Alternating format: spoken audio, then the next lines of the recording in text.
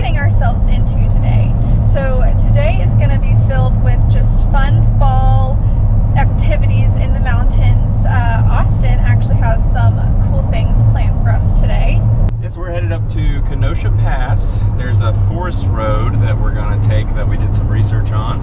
And we're going to find a pretty spot, make some grilled cheeses. We've got a table, we've got a board game, we've got a book. We're going to just get to stare at all the beautiful colors and hang out.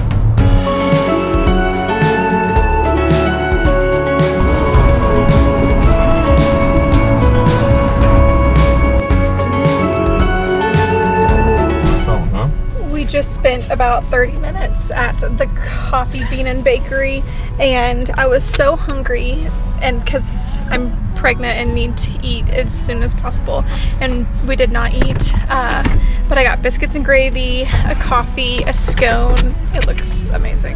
The day is done. I wanna rest and lay in your side.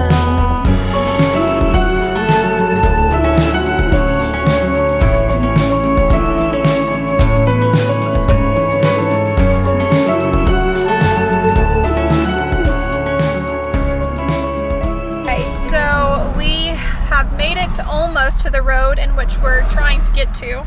My hair is crazy. We've been driving with the windows down.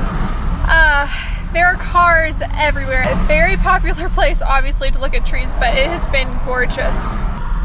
Been seeing a lot of green and a lot of yellow leaves.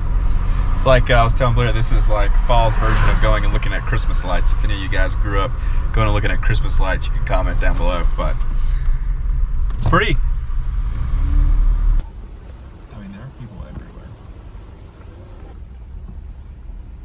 We're on Forest Road 126, and when we first got here, it's at the top of Kenosha Pass, and there was probably a million cars. I think Blair got some footage of that. There was so many people, but we just kept on trucking. I did some research, and it said that Forest Road 126 cuts through some private property. The road itself you're able to drive on, but you can't really do anything. When you get past like the gate, you have to open a gate and go through the gate, and it's 1.5 miles. And I was just telling Blair, could you imagine owning this? I mean, it is just beautiful.